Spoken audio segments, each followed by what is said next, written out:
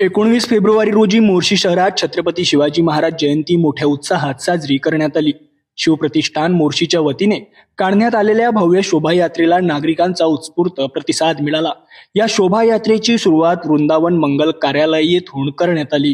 ढोल झांज पथकांच्या गजरात, वारकरी दिंडींच्या टाळ मृदुंगाच्या नादात आणि आदिवासी बांधवांच्या पारंपरिक नृत्यांनी वातावरण भक्तिमय आणि शिवमय झालं होतं. शोभायात्रेतील मुख्य आकर्षण ठरला तो छत्रपती शिवाजी महाराज चौक येथे सादर करण्यात आलेला शाहिस्तेखानाचा बोट छाटण्याचा थरारक देखावा. हा देखावा पाहण्यासाठी नागरिकांनी मोठी गर्दी केली होती.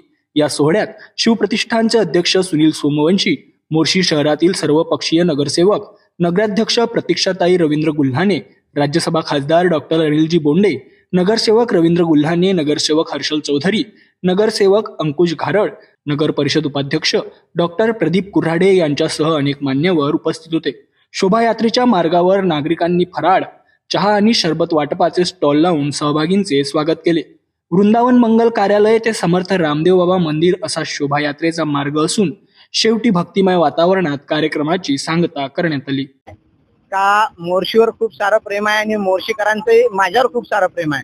शिवतीर्थ प्रतिष्ठान व शिवोत्सव समिती यांच्या संयुक्त विद्यमानाने दरवर्षी शिवजयंती उत्सव आणि मोठ्या प्रमाणात अशी भव्य शोभायात्रा आयोजित केली जाते. मागच्या वर्षी सुद्धा मोठ्या प्रमाणात अशी भव्य शोभायात्रा आयोजित केलेली होती.